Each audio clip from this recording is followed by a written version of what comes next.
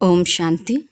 శివ పరమాత్మ ఈశ్వరీయ విశ్వవిద్యాలయాన్ని స్థాపించి మనకేదైతే రాజయోగాన్ని నేర్పించారో ఆ రాజయోగ అభ్యాసం ద్వారా ఆత్మశక్తిని సంతరించుకుంటుంది. దీన్నే బాబా మురళిలో యోగశక్తి, ఆత్మిక శక్తి అని చెప్పి వివరిస్తూ ఉంటారు. సో ఈ ఆత్మిక శక్తిని కానీ యోగశక్తిని కానీ ఎక్కడ ప్రయోగం చెయ్యాలి అన్న విషయాన్ని బాబా 1993 నవంబర్ నెల 25వ తారీఖు ఈ అవ్యక్త మురళిలో బాబా రాజయోగం ద్వారా వచ్చిన ఆత్మిక శక్తి అంటే ఆత్మ ఏ శక్తినైతే సంతరించుకుందో దాన్ని సంస్కారాల పరివర్తనకి, ప్రకృతిని పరివర్తన చేయడానికంటే తమో నుంచి సతో చేయడానికి, తర్వాత వికారాలపైన విజయాన్ని సాధించడం కోసం ప్రయోగం చేయాలని చెప్పారు. సో ఈ మురళిలో బాబా ఏం చెప్తున్నారంటే యోగ ప్రయోగం యొక్క విధిని నేర్పించే జ్ఞానదాత బాబా తన జ్ఞాని ఆత్మలతో మాట్లాడుతున్నారు. ఈరోజు జ్ఞానదాత, వరదాత తన జ్ఞాని ఆత్మలను, యోగి ఆత్మలను చూస్తున్నారు. ప్రతి ఒక్క బిడ్డ జ్ఞాన స్వరూపంగా మరియు యోగయుక్తంగా ఎంతవరకు అయ్యారు అని. జ్ఞానం వినటం మరియు వినిపించడానికి నిమిత్తంగా అయ్యారా లేదా జ్ఞాన స్వరూపంగా అయ్యారా? సమయానుసారం యోగం జోడించేవారిగా అయ్యారా లేదా సదా యోగి జీవితం అంటే ప్రతి కర్మలో యోగయుక్తంగా, యుక్తియుక్తంగా ఉండే స్వతహాగా మరియు సదా యోగిగా అయ్యారా అని బాబా ప్రశ్నలు అడుగుతున్నారు. సో విద్యార్థులు ప్రశ్నలు, ధారణకు సంబంధించిన ప్రశ్నలు ఇవి. ఎవరికి వాళ్ళు చెక్ చేసుకుని పురుషార్థంలో ఎంతవరకు ముందుకెళ్ళామా అన్నది చెక్ చేసుకోవాలా. ఇక్కడ ఈ మురళిలో బాబా యోగం చేస్తున్నారా అని కాదు, యోగి జీవితాన్ని గడుపుతున్నారా అని అడుగుతున్నారు. యోగి జీవితం అంటే ప్రతి కర్మలో యోగయుక్తంగా, యుక్తియుక్తంగా అంటున్నారు. ఈ యోగయుక్తంగా, యుక్తియుక్తంగా అన్న పదాలకు అర్థము ఈ శివ పరమాత్మ జ్ఞానమురళి అన్న ఈ యూట్యూబ్ ఛానల్లో సాక్షి స్థితి గురించి వివరణ అని టైటిల్ ఇచ్చి అప్లోడ్ చేశాము. విద్యార్థులు ఆ వీడియో గనక చూస్తే బాబా ఏదైతే యోగయుక్తంగా, యుక్తియుక్తంగా అంటున్నారో దాని యొక్క అర్థం మనకి అవగాహనకు వస్తుంది. అప్పుడు మనం యోగి జీవితాన్ని గడుపుతున్నామా లేదా అమృతవేళ అని చెప్పేసి కొంత సమయాన్ని కేటాయించేసి ఇంకా ఈ రోజుటికి అయిపోయింది అనుకుంటున్నామా అన్నది మనకే అర్థమవుతుంది. సో మళ్ళీ ఇంకా బాబా ఏమడుగుతున్నారంటే ఏ బ్రాహ్మణాత్మనైనా మీరు జ్ఞానియేనా, యోగియేనా అని అడిగితే ఏమంటారు? అందరూ జ్ఞాని మరియు యోగులే కదా. జ్ఞాన స్వరూపంగా అవ్వటం అంటే ప్రతి సంకల్పం, మాట మరియు కర్మ సమర్థంగా ఉంటాయి. వ్యర్థం సమాప్తి అయిపోతుంది. ఎందుకంటే ఎక్కడ సమర్థం ఉంటుందో అక్కడ వ్యర్థం అనేది ఉండలేదు. వెలుగు మరియు చీకటి రెండూ కలిసి ఉండవు కదా. అలాగే జ్ఞానం అంటే ప్రకాశం, వెలుగు మరియు వ్యర్థం అంటే చీకటి. వర్తమాన సమయంలో వ్యర్థాన్ని సమాప్తి చేసుకునే ధ్యాస పెట్టుకోవాలి అంటున్నారు. వ్యర్థం సమాప్తం చేసుకోవడం అంటే వ్యర్థ సంకల్పాలు. సో ఇక్కడ బాబా అదే చెప్తున్నారు. జ్ఞాన స్వరూపంగా అవ్వటం అంటే ప్రతి సంకల్పం, మాట మరియు కర్మ సమర్థంగా. సో అవి అన్నీ ఏ రకంగా సమర్థంగా అవుతాయంటే బాబా ఎప్పుడైతే స్మృతిలో ఉంటారో మీరు అప్పుడు ఆలోచనలు సమర్థంగా ఉంటాయి. ఎప్పుడైతే బాబా స్మృతిలో ఉండకుండా దేహం అన్న స్మృతిలోకి వచ్చేస్తామో అప్పుడు అన్నీ వ్యర్థ సంకల్పాలు, వ్యర్థ మాటలు, వ్యర్థ కర్మలే వస్తాయి. సో అందుకే ఇక్కడ బాబా వర్తమాన సమయంలో వ్యర్థాన్ని సమాప్తి చేసుకునే ధ్యాస పెట్టుకోవాలి అంటున్నారు. అన్నిటికంటే ముఖ్య విషయం సంకల్పరూపి బీజాన్ని సమర్థంగా చేసుకోవాలి. సంకల్పం అనే బీజం సమర్థంగా ఉంటే వాణి మరియు కర్మ సంబంధం సహజంగానే సమర్థంగా అయిపోతాయి. కనుక జ్ఞాన స్వరూపం అంటే ప్రతి సమయం, ప్రతి సంకల్పం మరియు ప్రతి సెకను సమర్థంగా ఉండాలి. యోగి ఆత్మ అందరూ అయ్యారు కానీ ప్రతి సంకల్పం స్వతహాగా యోగయుక్తంగా మరియు యుక్తియుక్తంగా ఉండాలి. దీనిలో నంబర్ వారీగా ఉన్నారు. నంబర్ ఎందుకు తయారైంది? విధాత కూడా ఒక్కరే, విధి కూడా ఒకటే, అయినా నంబర్ ఎందుకు తయారైంది అంటున్నారు. సో ఇక్కడ బాబా జ్ఞాన స్వరూపంగా, యోగ స్వరూపంగా అయ్యారా లేదా అని చెప్పి చెక్ చేసుకోమంటున్నారు. సో జ్ఞాన స్వరూపంగా అవ్వడం అంటే సంకల్ప రూపీ బీజాన్ని సమర్థంగా చేసుకోవాలి అంటున్నారు. అంటే ఆత్మాన్న స్థితిలో ఉండి బాబా మురళిని ఆధారంగా తీసుకుని లేదా మురళి ద్వారా బాబా మనకి ఏదైతే సంకల్పాలన్న ఖజానాని ఇస్తున్నారో ఆ ఖజానాలో నుంచి సంకల్పాలు తీసుకుని చేస్తే కూడా ఇవన్నీ సమర్థ సంకల్పాలే. సో అలా కాకుండా ఇంకా బాబా యోగయుక్తంగా యుక్తియుక్తంగా ఎవరైతే యోగి ఆత్మలు ఉంటారో వాళ్ళు యోగయుక్తంగా యుక్తియుక్తంగా ఉంటారు. సో చదివించే టీచరు విధాత ఒక్కరే, విధి కూడా ఒక్కటే. సో ఇక్కడ బాబా మనకి నేర్పిస్తున్న జ్ఞాన యోగాల విధి ఏదైతే ఉందో అందరికీ ఏ పక్షపాత వైఖరి లేకుండా అందరికీ ఒకే విధి ద్వారా నేర్పించినప్పుడు నంబర్ ఎందుకు తయారైంది అని చెప్పి బాబా ప్రశ్న అడుగుతున్నారు. సో దీనికి బాబా ఇచ్చే సమాధానము, బాబా చూశారు యోగిగా అయితే అయ్యారు కానీ ప్రయోగిగా తక్కువ అవుతున్నారు. యోగం చేయటం మరి చేయించటం రెండింటిలో అందరూ తెలివైన వారే. యోగం చేయించటం రాదు అని వారు ఎవరైనా ఉన్నారా? ఎలా అయితే యోగం చేసుకోవటం మరియు చేయించటంలో యోగ్యులు అయ్యారో అలాగే ప్రయోగం చేయటంలో కూడా యోగ్యంగా అవ్వాలి మరియు తయారు చేయాలి. దీనినే యోగి జీవితం లేదా యోగయుక్త జీవితం అంటారు. ఇప్పుడు ప్రయోగి జీవితం అవసరం. యోగం యొక్క పరిభాష ఏదైతే తెలుసుకున్నారో లేదా వర్ణన చేస్తున్నారో ఆ విశేషతలన్నీ ప్రయోగంలోకి వస్తున్నాయా అంటున్నారు. సో విద్యార్థులకి మురళి గనక అర్థమైతే యోగాన్ని ఎక్కడ ప్రయోగం చేయాలో తెలుస్తుంది. సో యోగాన్ని ఎన్ని రకాలుగా ప్రయోగాలు చేయాలి, తర్వాత ఇదే ఛానల్లో నిరంతర యోగ స్థితి అని చెప్పేసి కూడా ఒక అవ్యక్త మురళిని రికార్డ్ చేసి అప్లోడ్ చేశాము. సో విద్యార్థులు ఎవరైతే నిరంతరంగా ఎలా స్మృతిలో ఉంటారు, ఇప్పుడు మాట్లాడేటప్పుడు ఒకవైపు మాట్లాడుతూ ఇంకోవైపు బాబా స్మృతి ఎలా ఉంటుంది అని ఇలా సందేహాలు వచ్చేవాళ్ళు ఈ మురళిని అంటే బాబాయ్ మురళిలో ఎక్కడ యోగాన్ని ప్రయోగం చేయాలో చెప్పారు. సో నిరంతర యోగ స్థితి అన్న ఆ అవ్యక్త మురళిలో ఎక్కడెక్కడ మీరు యోగాన్ని ఎలా ప్రయోగం చేయాలో చెప్పి ఏ స్థితిని నిరంతర యోగ స్థితి అని అంటారా అని చెప్పి వివరించారు. సో ఇలాంటి విషయాల మీద అవగాహన లేకపోవడం వల్ల ఏమైందంటే విద్యార్థులు నిరంతర యోగంలో ఎలా ఉంటారు, మాట్లాడేటప్పుడు బాబా ఎలా గుర్తొస్తారు, పని చేసేటప్పుడు ఎలా, ఉదాహరణకు ఫోనే మాట్లాడుతున్నాము, సో ఫోన్ మాట్లాడుతూ ఇంకో పక్కన బాబా స్మృతి, ఇది ఏ రకంగా సాధ్యము, సో రెండు పనులు ఏ రకంగా చేస్తాము అన్న ఈ సందేహం ఉన్న వాళ్ళంతా ఈ మురళి నిరంతర యోగ స్థితి ఈ రెండు అవ్యక్త మురళి చదివినా లేదా ఆడియో విన్నా కానీ అవగాహనకు వచ్చేస్తుంది. లేకపోతే యోగము అని అంటే ఏదో అమృతవేళ చేసేసి ఇంకా ఆ తర్వాత రోజంతా యోగాన్ని ప్రయోగం చేయకుండా ఉంటే మళ్ళీ వికర్మలు జరిగి కొత్త ఖాతాలు జమ అవుతాయి. సో భక్తిలో బాబా 10% అన్నారు, జ్ఞాన మార్గంలో తప్పులు గనక చేస్తే 100 రెట్లు అన్నారు. సో మళ్ళీ జ్ఞానంలోకి వచ్చి కొత్త ఖాతాలు జమ చేసుకుంటూ పోవద్దు, పాపపు ఖాతాలు.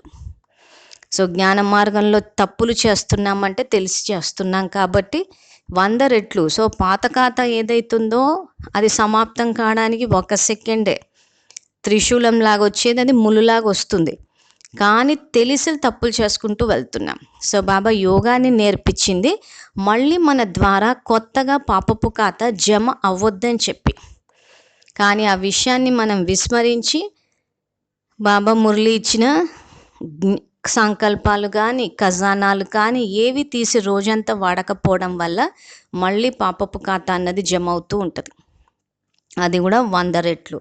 సో అందుకే బాబా ఇక్కడ యోగి జీవితాన్ని గడుపుతున్నారా, యోగయుక్తంగా యుక్తియుక్తంగా ఉంటున్నారా, సో మీరు యోగం అయితే చేస్తున్నారు చేయిస్తున్నారు కానీ ప్రయోగం చేయటం లేదు అంటున్నారు. సో మన్మనాభవ అన్నది యోగం అన్న పద్ధతి తెలుసుకున్నాం. సో దాని ద్వారా మ్యూజిక్లు కమెంట్రీలు ఇలా ఎన్నో పద్ధతుల ద్వారా యోగం అని చెప్పి చేస్తున్నాము చేయిస్తున్నాము. కానీ యోగం యొక్క పరిభాష ఏదైతే తెలుసుకున్నారో లేదా వర్ణన చేస్తున్నారో ఆ విశేషతలన్నీ ప్రయోగంలోకి వస్తున్నాయా అంటున్నారు. అని బాబా ఇంకేం చెప్తున్నారంటే అన్నిటికంటే మొదట మీలో మీరు ఇది పరిశీలన చేసుకోండి, మీ సంస్కారాల పరివర్తనలో ఎంతవరకు ప్రయోగిగా అయ్యారు అని. ఎందుకంటే మీ అందరి శ్రేష్ఠ సంస్కారాలే శ్రేష్ఠ ప్రపంచ రచనకి పునాది. పునాది గట్టిగా ఉంటే మిగతా అన్ని విషయాలు స్వతహాగా గట్టిగా అయిపోతాయి. సమయానికి సంస్కారాలు మోసం చేయటం లేదు కదా అని చూసుకోండి. శ్రేష్ఠ సంస్కారాలను పరివర్తన చేసే ఏ వ్యక్తి, వస్తువు లేదా పరిస్థితి అయినా కానీ యోగ ప్రయోగం చేసే ఆత్మను శ్రేష్ఠత నుండి సాధారణతలోకి తీసుకురాలేవు. విషయమే అలా ఉంది, వ్యక్తియే అలా ఉన్నారు, లేదా వాయుమండలమే అలా ఉంది. అందువలనే శ్రేష్ఠ సంస్కారాలను సాధారణంగా లేదా వ్యర్థంగా చేసేశాయి. అంటే వారిని ప్రయోగి ఆత్మ అంటారా? ఒకవేళ సమయానికి యోగం యొక్క శక్తులు ప్రయోగంలోకి రాకపోతే వారిని ఏమంటారు? కనుక మొదట ఈ పునాదిని చూసుకోండి, ఎంతవరకు సమయానికి ప్రయోగిగా అయ్యాను అని. ఒకవేళ స్వయం యొక్క సంస్కారాలనే పరివర్తన చేసుకునేవారిగా అవ్వకపోతే ఇక ప్రపంచాన్ని కొత్తగా ఎలా పరివర్తన చేయగలరు అంటున్నారు. సో ఇక్కడ ఈ మహావాక్యాల్లో బాబా మీ సంస్కారాల పరివర్తనలో ఎంతవరకు ప్రయోగిగా అయ్యారన్నది ముందు చెక్ చేసుకోండి. ఎందుకంటే మీ శ్రేష్ఠ సంస్కారాలే శ్రేష్ఠ ప్రపంచ రచనకి పునాది అంటున్నారు. సో ఇక్కడ సబ్జెక్ట్ అంతా మన ఫస్ట్ లెసన్లోనే ఉంది.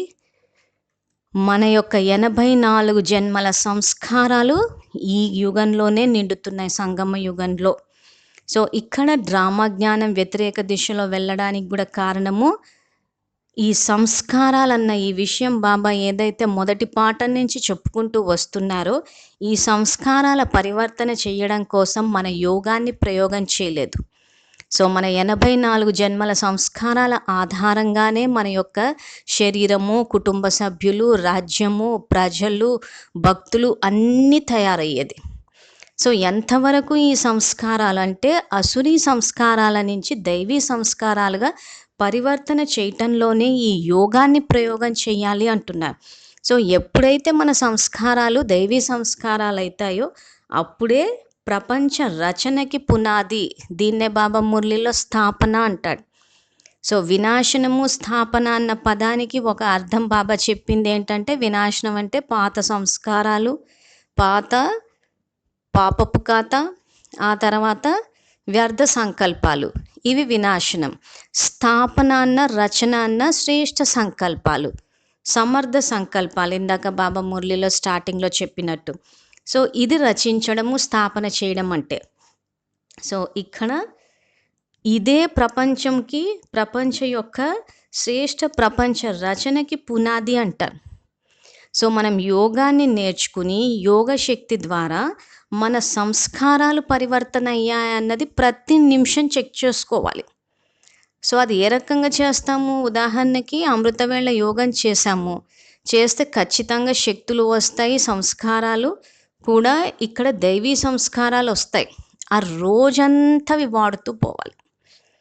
ఉదాహరణకి యోగం చేసాము, ఆ తర్వాత రోజంతా మనలో శాంతి యొక్క దైవీ సంస్కారాలు ఉన్నాయన్న విషయాన్ని గుర్తుపెట్టుకుని వాటిని ప్రతి నిమిషము సంకల్పము, మాట, కర్మ అన్ని విషయాల్లో తీసుకొచ్చి వాడాలి.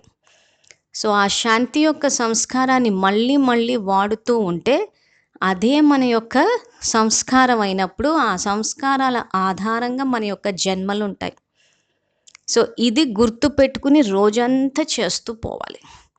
మనం అమృతవేళ చేసేసి మురళి చదివేసి ఇంక ఈ రోజుటికి అయిపోయింది, యుగానికి పర్ఫెక్ట్ అయిపోయామని అనుకుంటే బాబా చెప్పినట్టు సంస్కారాల పరివర్తన గనక జరగకపోతే కొత్త పాపపు ఖాతాలు జమ అవుతాయి. మళ్ళీ 100 రెట్లు దానికి శిక్ష. పదవీ భ్రష్టులు అంటాడు బాబా. సో పదవులు వద్దనుకునే వాళ్ళు పదవి అన్న పదం వాడే బదులు జన్మలు అన్న పదాన్ని వాడి చూసుకోండి. సో మీకు నచ్చిన జన్మలు వస్తున్నాయా లేదా అన్నది ఒక్కసారి చెక్ చేసుకోండి. దాన్ని బట్టి సంస్కారాలు పరివర్తన చెయ్యాలా వద్దా అన్నది మీకే తెలిసిపోతుంది. తో సంస్కారాలు గనక దైవీ సంస్కారాలు గనక ఉంటే రాజకుటుంబాల్లో, లేదు దాసీ సంస్కారాలు ఉన్నాయంటే దాసదాసీలు అయిపోతారు. సో ఏ సంస్కారాలు రికార్డ్ చేస్తున్నాం? బాబా శ్రీమతానికి అనుగుణంగా రికార్డ్ చేస్తే దైవీ సంస్కారాలు వస్తాయి. బాబా శ్రీమతానికి వ్యతిరేక దిశలో కోపం తెచ్చుకోవడము, ఆవేశం తెచ్చుకోవడం, గొడవలు పడడం ఇట్లాంటివన్నీ చేస్తున్నామంటే వ్యతిరేకంగా వెళ్తున్నాం. సో అప్పుడు అసురీ సంస్కారాలు రికార్డ్ అవుతున్నాయి కాబట్టి పదవీ భ్రష్టులు, తక్కువ జన్మలు వస్తాయి. సో ఇది బాబా మనకి 5000 సంవత్సరాలకు ఒకసారి మన భాగ్యాన్ని తయారు చేసుకునే విధిని తెలియజేస్తున్నారు.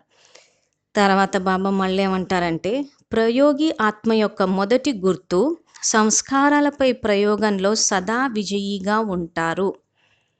సో ఇది ఇంకొక చెకింగ్ పాయింట్. సో బాబా మొదటి గుర్తు చెప్తున్నారు, ఎవరైతే సంస్కారాలపై ప్రయోగం చేస్తారో వాళ్ళు సదా విజయిగా ఉంటారు అంటున్నారు. సదా అంటే ఎప్పటికీ. బాబా ఎక్కడెక్కడైతే సదా అన్న పదం వాడతారో అక్కడ ఇంకా ఎప్పటికీ అని అర్థం. సో సంస్కారాలపై ప్రయోగం చేయాలి, ఎప్పటికప్పుడు సంస్కారాన్ని చెక్ చేసుకుంటూ ఉండాలి. అందుకే ఇందాక బాబా ప్రశ్న కూడా అదే అడిగారు, ఒకవేళ స్వయం యొక్క సంస్కారాలనే పరివర్తన చేసుకునే వారిగానే అవ్వకపోతే ఇక ప్రపంచాన్ని కొత్తగా ఎలా పరివర్తన చేయగలరు అంటున్నారు. సో ఇప్పటికీ మనకి ఇంకా పాత స్వభావ సంస్కారాలంటే ఇంకా కోపం రావడము, కామానికి లోనవ్వడము, లోభము, మోహము, అహంకారము, అందరితోటి స్నేహంగా ఉండకుండా గొడవలు పెట్టుకోవడము, అధికారాన్ని చెలాయించడము, ఆధిపత్యము, ఇవన్నీ చేస్తున్నామంటే అక్కడ మనం అసలు ప్రయోగి ఆత్మగా అవ్వలేదని అర్థం. సో కాబట్టి సదా విజయులు కూడా అవ్వరప్పుడు సదా మాయ చేతిలో ఓడిపోతూనే ఉంటారు. సో మాయ చేతిలో ఓడిపోయిన ఫెయిల్ అయిన బ్యాచ్ అంతా త్రేతాయుగానికి దిగుతారు. సో త్రేతాయుగానికే రావడమే, త్రేతాయుగంలోకి వస్తే వచ్చే నష్టం ఏంటంటే మాయ చేతిలో ఓడిపోయాం కాబట్టి ద్వాపర కలియుగాల్లో కూడా మాయ ద్వారా ఓడిపోతూనే ఉంటాం. ఎందుకంటే సంస్కారమే అది రికార్డ్ అయిపోయింది మనకి. అందుకే బాబా ఇప్పుడు కనుక మీరు మాయపైన విజయాన్ని సాధిస్తే, అది కూడా సదా సాధిస్తే, సత్యయుగానికి వచ్చినప్పుడు మాయ చేతిలో ఓడిపోకుండా, ఎందుకంటే సంస్కారమే అది రికార్డ్ అయింది మనకి. సో ద్వాపర కలియుగాల్లో కూడా మాయ ఉంటుంది కానీ ఇంత ఘోరంగా ఓడిపోవడం అంటూ ఉండదు. సో ఈ యుగంలోనే నెగ్గాలి. సో అందుకే బాబా సంస్కారాలపై ప్రయోగంలో సదా విజయిగా ఉంటారు. రెండవ గుర్తు, ప్రకృతి ద్వారా వచ్చే పరిస్థితులపై యోగ ప్రయోగం ద్వారా విజయీగా ఉంటారు. సమయానుసారం ప్రకృతి యొక్క అలజడి కూడా యోగి ఆత్మను తన వైపు ఆకర్షించుకుంటుంది. అటువంటి సమయంలో యోగం యొక్క విధి ప్రయోగంలోకి వస్తుందా? యోగ పురుషులను లేదా పురుషోత్తమ ఆత్మలను ప్రకృతి ఎప్పుడైనా కానీ ప్రభావితం చేయటం లేదు కదా. ఎందుకంటే బ్రాహ్మణాత్మలు పురుషోత్తమ ఆత్మలు. పురుషోత్తమ ఆత్మలకు ప్రకృతి దాసి. యజమాని దాసి ప్రభావంలోకి వచ్చేస్తే ఏమంటారు అంటారు. సో సింపుల్ చెకింగ్ పాయింట్ ఇప్పటికి చాలాసార్లు చెప్పాము. సేవలు అనేసరికి ఎండల్ని చూసి భయపడుతున్నాము అని అంటే ప్రకృతికి అధీనమైపోయాము. యజమానులుగా ఉండాల్సిన మనము దాసి ప్రభావంలోకి వచ్చేసామని అర్థం. ఇది ఒక చెకింగ్ పాయింట్. సో ఇంకొక చెకింగ్ పాయింట్ ఏంటంటే ప్రకృతి ద్వారా ఏవైతే సాధనాలు ఉన్నాయో బాబా నెక్స్ట్ అదే చెప్తున్నారు, ఆ సాధనాలకు గనక అధీనం అయిపోతే కూడా ప్రకృతికి మనమే దాసి అయిపోయామని అర్థం. సో అందుకే బాబా యోగాన్ని రెండవ విషయం ఎక్కడ ప్రయోగం చేయాలంటే ప్రకృతి మీద. ఎవరైతే ప్రకృతి మీద ప్రయోగం చేస్తూ ఉంటారో ఇవి ప్రయోగి ఆత్మల యొక్క రెండవ గుర్తు అంటారు. మొదటి గుర్తేమో సంస్కారాలపైన ప్రయోగం, రెండవ గుర్తు ప్రకృతి పైన ప్రయోగం. తర్వాత ఏమంటారంటే ఈ రోజుల్లో పురుషోత్తమ ఆత్మలను సాధనాలు మరియు సౌకర్యాల రూపంలో ప్రకృతి ప్రభావితం చేస్తుంది. సాధనాలు లేదా సౌకర్యాల ఆధారంగా యోగి జీవితం ఉంటుంది. సాధనాలు లేదా సౌకర్యాలు తక్కువగా ఉంటే యోగయుక్త స్థితి కూడా తక్కువగా ఉంటుంది. దీనినే ప్రభావితం అవ్వడం అని అంటారు అంటున్నారు. సో ఉదాహరణకు ఎక్కడికన్నా సేవ చేయడానికి వెళ్ళినప్పుడు నాకు కారు ఉంటేనే నేను వెళ్తాను అంటే సాధనాలు లేదా సౌకర్యాల ఆధారంగా. సో కారు అన్న సౌకర్యం ఉంటేనే నేను వెళ్ళి సేవ చేసి వస్తాను, లేకపోతే లేదు అని అంటే ఇక్కడ సాధనాలకి మనం వశమైపోయామని అర్థం. సాధనాలకి దాసి అయిపోయామని అర్థం. మనకు సమకూరే ప్రతి సాధనాలు, వస్తువులు లేదా వైభోగాలు, ఆహారము అన్ని ప్రకృతి ద్వారానే వస్తున్నాయి. కార్లు తయారు చేయడానికి ఏదైతే ఖనిజాలు వాడతామో అవి కూడా పృథ్వీతత్వం నుంచే వస్తాయి. సో అందుకే సాధనాలు లేదా సౌకర్యాల ఆధారంగా యోగి జీవితం ఉంటుంది. సాధనాలు లేదా సౌకర్యాలు తక్కువగా ఉంటే యోగయుక్త స్థితి కూడా తక్కువగా ఉంటుంది. దీనినే ప్రభావితం అవ్వడం అని అంటారు. సో ఏ వ్యక్తికి, పరిస్థితికి, సాధనాలకి, ప్రకృతికి దేనికి వశం అవ్వద్దంటారు. సో ఏ ఆత్మలైతే ప్రయోగి ఆత్మలై ఉంటారో ఎలాంటి పరిస్థితులు, సాధనాలు ఉన్నా, సౌకర్యాలు ఉన్నా లేకపోయినా ముందు బాబా చెప్పిన ఆజ్ఞ దానికే ప్రాముఖ్యత ఇస్తారు. సో ఇవన్నీ చెకింగ్ పాయింట్స్. మనం ఇంతకు ప్రయోగి ఆత్మలం అయ్యామా లేదా ఊరికే యోగి ఆత్మలు అంటే లేచి కాసేపు యోగం చేసుకుని యోగానికి అనుకు టైం ఫిక్స్ చేసేసుకుని. సో విద్యార్థులు నిరంతర యోగి అన్న అవ్యక్త మురళి కనుక చదివినా వీడియో చూసినా ఇలా యోగం కోసం అని టైమింగులు ఫిక్స్ చేసుకునే అవసరం లేదు. అది మనకు ఆ పాయింట్ మీద అవగాహన లేకపోవడం వల్ల గంట యోగం, 2 గంటల యోగం, 3 గంటల యోగం అని అంటున్నాం. కానీ బాబా చెప్పేది మాత్రం నిరంతర యోగులు. ఆ విషయం బాబా గంట యోగము, 8 గంటల యోగం అని ఎవరికి చెప్పారంటే చిన్నపిల్లల కోసం. విద్యాలయంలో చేరిన కొత్తలో మీరు నిరంతర యోగులు అవ్వండి అంటే మా వల్ల కాదంటారన్నట్టు ఆ చిన్నపిల్లలకు చెప్పారు బాబా గంటల లెక్కన. అడ్వాన్స్డ్ స్టేజ్ ఉన్న పిల్లలు నిరంతర యోగులు అవ్వాలి. సో ఒక్కసారి ఆ మురళి కనుక చదివినా ఆడియో విన్నా మీకే అవగాహన వస్తుంది. సో దాన్నే బాబా ఇక్కడ ఈ మురళిలో ప్రయోగి ఆత్మలు ఎవరైతే యోగాన్ని ప్రయోగం చేస్తారో దేనికి ప్రభావితం అవ్వరు అంటున్నారు. సో ముఖ్యంగా ప్రకృతి. సో ప్రకృతిని చూసి భయపడిన, అలజడి చెందిన, అమ్మో బయట వాతావరణం అలా ఉంది కాబట్టి మేము సేవలకు వెళ్ళమని కానీ మేము చెయ్యమని కానీ అనుకున్నాము అంటే అక్కడ ప్రకృతికి మనము దాసీలం అయిపోయాని అర్థం. ప్రకృతి ఎలా ఉన్నా కానీ మనం గనక సేవకు వెళితే విశ్వ కళ్యాణకారులకు ప్రకృతి దాసి అయి సేవ చేస్తుంది అంటారు. ఇంకొక ఉదాహరణ, మనం ఏమైనా పుస్తకాలు పంచడానికి వెళ్ళినప్పుడు వర్షాలు పడగానే పుస్తకాలు తడిచిపోతాయేమో అని చెప్పేసి అందరూ అలజడికి లోనవుతుంటారు. అంటే ప్రకృతికి ప్రభావితం అయ్యారు. సో విశ్వ కళ్యాణకారులకు ప్రకృతి దాసి అయి సేవ చేస్తుంది. నాలోని పవిత్రత యొక్క దివ్య కిరణాలు ఈ ప్రకృతి అంతా వ్యాపిస్తున్నాయని అంటే ప్రకృతి దాసి అయి సేవ చేస్తుంది. కానీ అలా వర్షపు చినుకు స్టార్ట్ కాగానే పుస్తకాలు తడిచిపోతాయేమో, వేస్ట్ అయిపోతాయేమో అని ఆలోచిస్తున్నామంటే ప్రకృతికి వశమైనట్టు. ఇవన్నీ చెకింగ్ పాయింట్స్. మనం ఇంతకు ప్రకృతిని జయించామా లేదా ప్రకృతికి వశమైపోయామా? ప్రకృతి పైన అధికారం వచ్చిందా, అధీనత వచ్చిందా? సో ఇక్కడే రాజయోగాన్ని బాబా ప్రయోగం చేయాలని చెప్పి చెప్తున్నారు. యోగి ప్రయోగి ఆత్మ యొక్క సాధన ద్వారా సాధనాలు స్వతహాగానే వస్తాయి. సాధన అనేది సాధనాల ఆధారంగా ఉండకూడదు, కానీ సాధనాలను స్వతహాగానే తీసుకువస్తుంది. అటువంటి వాన్నే ప్రయోగి ఆత్మ అంటారు. కనుక సంస్కారాల పరివర్తనలో విజయీగా మరియు ప్రకృతి ప్రభావంతో విజయీగా ఎంతవరకు అయ్యాను అని పరిశీలించుకోండి అంటున్నారు. సో ఇక్కడ బాబా సాధన అనేది సాధనాల ఆధారంగా ఉండకూడదు. ఈ సాధనాల ఆధారంగా ఉండకూడదని బాబా చాలా మురళిలో చెప్పారు. ముఖ్యంగా ఈ సాధనాలన్నవి సేవకే వాడమన్నారు తప్పితే యోగానికి వాడమని ఎక్కడా చెప్పలేదు. బాబా శ్రీమతం అన్నది లేదు. సో ఎందుకు అనంటే ఈ సాధనాలకు గనక ఆధారపడిపోతే యోగాన్ని ప్రయోగం చేయలేం. ఇప్పుడు ఇందాక ఉదాహరణ ఇచ్చినట్టు ఏదైనా పుణ్యక్షేత్రానికి వెళ్ళి పుస్తకాలు పంచుతున్నాం అనుకుందాం.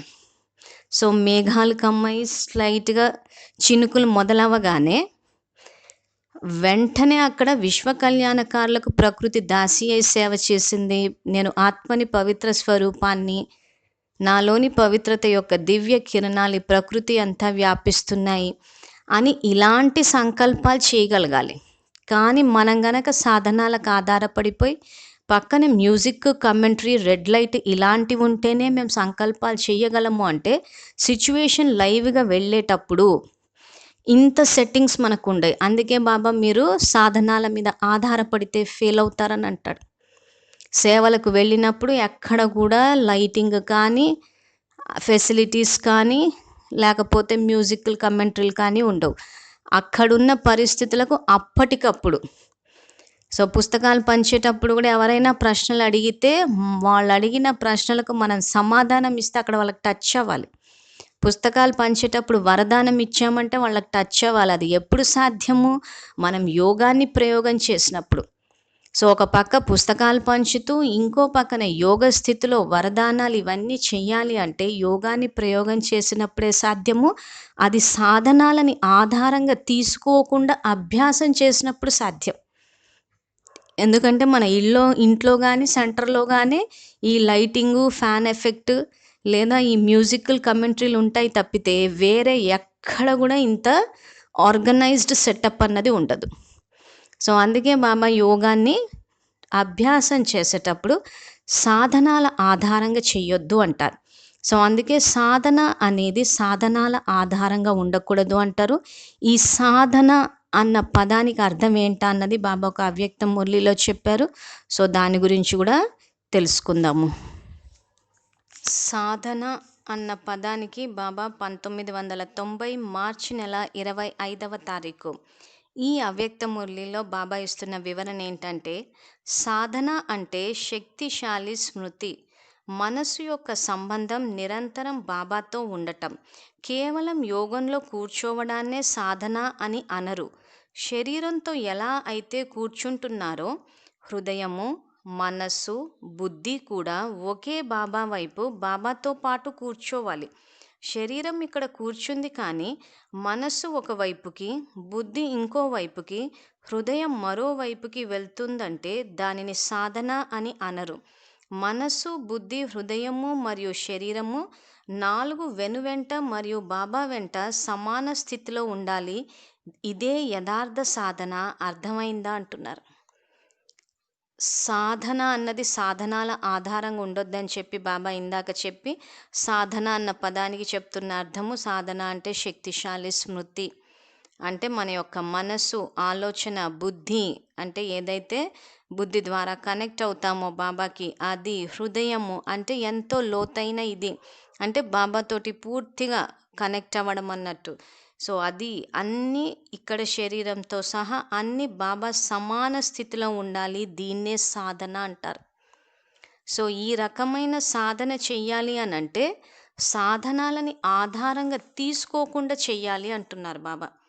సో ఏ రకంగా చేస్తారు అంటే సంకల్పాల ద్వారా, అంటే మన్మనాభవ అన్న పద్ధతి బాబా ఏదైతే మనకు నేర్పించారో ఆ పద్ధతి ద్వారానే చేస్తాం తప్పితే సాధనాల మీద అంటే మ్యూజిక్లు, కమెంట్రీలు లేదా ఎక్స్ట్రా మనకి ఏదైతే ఫలానా ఇలా ఉంటేనే మేము యోగం చేయగలం అని చెప్పి మనం ఏవైతే పెట్టుకుంటామో లేదా ఫొటోస్ పెట్టుకోవడము, అంటే దేనినో ఒక దాన్ని ఆధారంగా తీసుకుని మాత్రము బాబా చెయ్యొద్దని చెప్పారు. సో మళ్ళీ విద్యార్థులకు గుర్తు చేస్తున్నాము, సాధనాలన్నీ సేవకే కానీ యోగానికి కాదు.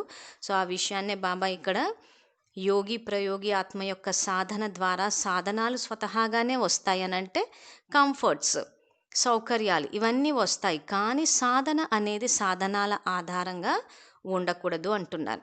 సో అప్పుడు ఏమవుతుంది, సంస్కారాల పరివర్తన, ప్రకృతికి విజయాన్ని సాధించడము ఇవన్నీ సులువుగా సహజంగా చేయాలి అంటే మాత్రము సంకల్ప స్థాయిలో బాబాతో కనెక్ట్ అయినప్పుడే సాధ్యం. తర్వాత 3వ గుర్తు వికారాలపై విజయి. సో బాబా ఇక్కడ మనకి ప్రయోగి ఆత్మ యొక్క గుర్తులు చెప్తున్నారు. సో మొదటి గుర్తు సంస్కారాలపై ప్రయోగము, 2వ గుర్తు ప్రకృతి పైన ప్రయోగం చేయడము, 3వ గుర్తు వికారాలపై విజయి. పంచ వికారాలు ఇతరులకు అయితే విషపూరిత సర్పాలు, కానీ యోగి ప్రయోగి ఆత్మలకు ఈ సర్పాలు కంఠహారంగా అయిపోతాయి. బ్రాహ్మణులైన మీ యొక్క మరియు బ్రహ్మబాబా యొక్క అశరీరీ తపస్వి రూపానికి గుర్తుగా శంకరుని స్వరూపాన్ని భక్తులు ఇప్పటికీ పూజిస్తున్నారు మరియు కీర్తిస్తూ ఉంటారు. దీనికే మరో స్మృతి చిహ్నం, ఈ సర్పాలు మీకు ఎలా అధీనం అయిపోతాయంటే సంతోషంలో నాట్యం చేసే వేదికగా అయిపోతాయి. విజయిగా అయినప్పుడు ఏమి అనుభవం చేసుకుంటారు, ఏ స్థితి ఉంటుంది?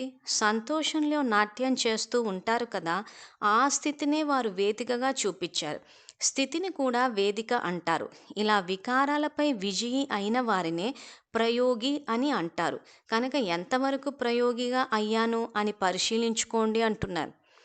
సో ఇక్కడ బాబా ప్రయోగి ఆత్మల యొక్క 3వ గుర్తు వికారాలపై విజయి అంటారు. సో దానికే మీ యొక్క స్మృతి చిహ్నము మరియు బ్రహ్మబాబా. సో పిల్లలు మరియు బ్రహ్మబాబా యొక్క అశరీరీ తపస్వి రూపానికి గుర్తుగా శంకరుడి స్వరూపాన్ని భక్తులు ఇప్పటికీ పూజిస్తున్నారు అంటున్నారు. సో వికారాలపై విజయాన్ని సాధించడం అంటే ఇక్కడ శంకరుడి మెడలో పాముని చూపిస్తారు అని అంటే ఇంకా పూర్తిగా వికారాలపైన కంట్రోల్ వచ్చేయడం.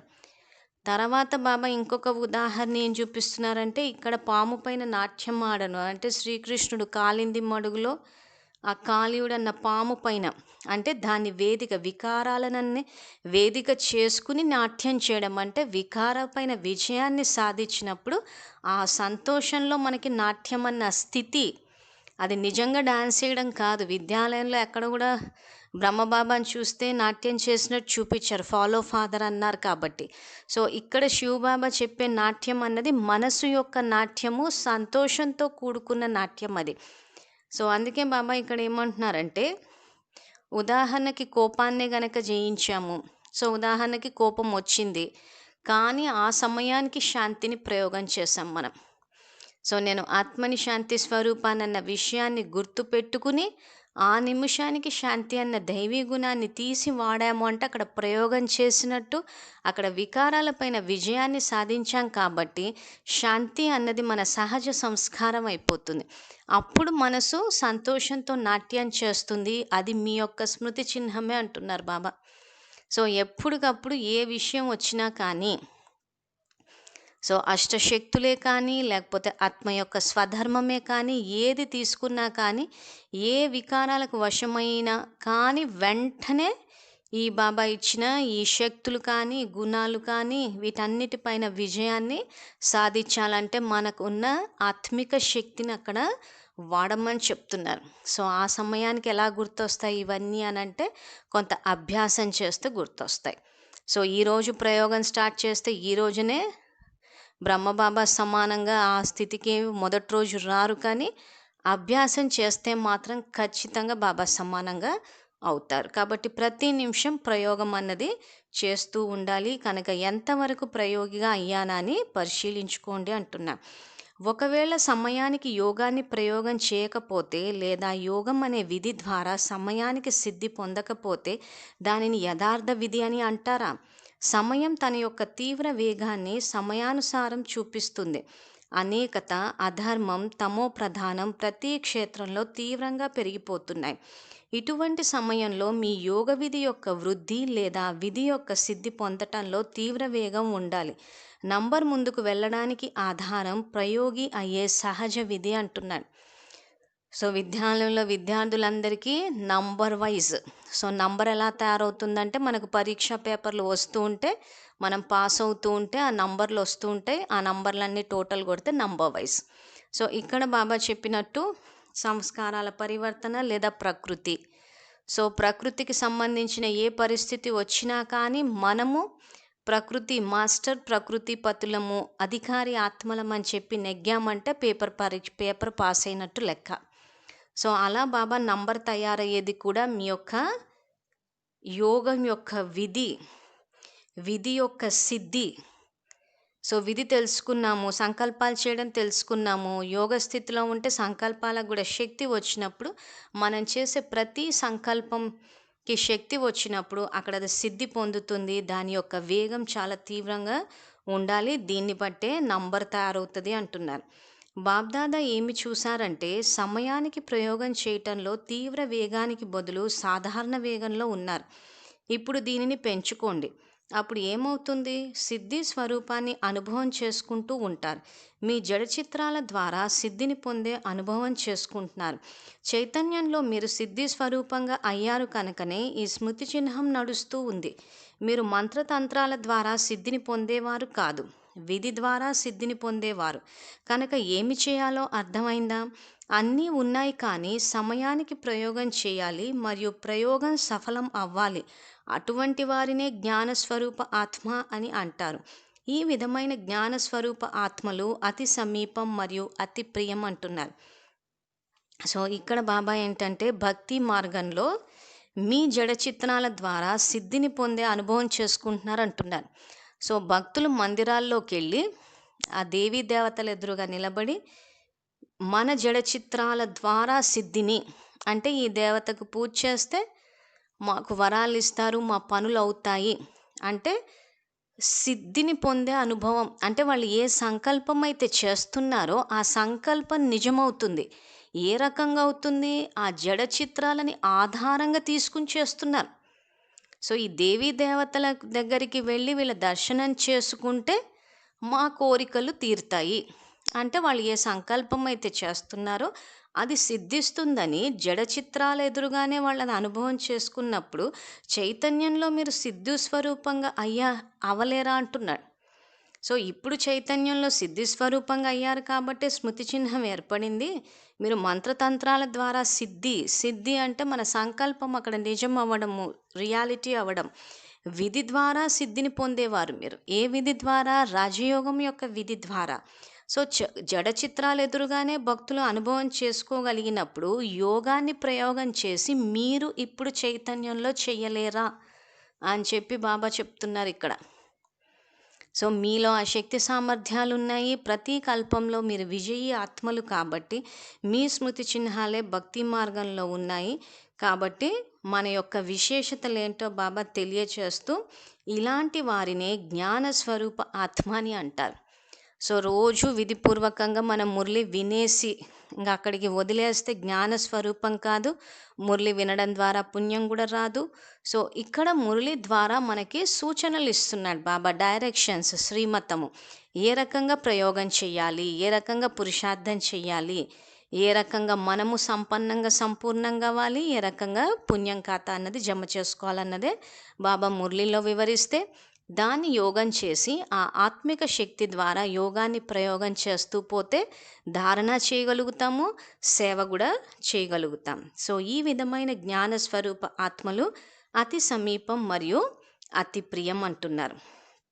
తర్వాత సదా యోగం యొక్క విధి ద్వారా శ్రేష్ఠ సిద్ధిని పొందేవారికి సదా సాధారణ సంస్కారాలను శ్రేష్ఠ సంస్కారాలలోకి పరివర్తన చేసుకునే వారికి, సంస్కార పరివర్తన చేసుకునే పరివర్తక ఆత్మలకు, సదా ప్రకృతి జీత్ వికారాలపై విజయం పొందే విజయీ ఆత్మలకు, సదా ప్రయోగం యొక్క తీవ్ర వేగాన్ని అనుభవం చేసుకునే జ్ఞాన స్వరూప యోగయుక్త యోగి ఆత్మలకు బాబ్దాదా యొక్క ప్రియస్మృతులు మరియు నమస్తే.